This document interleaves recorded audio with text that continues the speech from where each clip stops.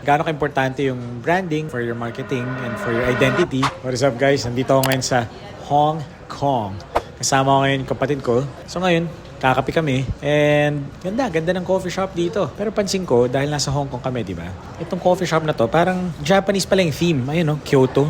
Ang pangalan niya, Kurasu. And wala lang, gusto ko lang pag-usapan na parang gaano ka-importante yung branding for your marketing and for your identity, no? So, tinan mo, itong mga coasters nila, merong brand nila, naka-laser edge. Ito rin, lagyan na ng cellphone, no?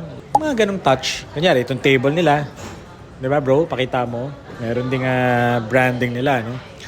So, ang business ko, minsan, pag check mo yung mga cups, minsan walang branding, walang logo. So, a big lesson yun, no? Not only for you, but also for us existing businessmen, no? Yeah, very important yun. Tingnan mo, kahit saan ka pumunta. Kaya sabi ko sa inyo, pag nagta-travel kayo, dapat tingnan nyo kung may makukuha kayo mga lessons.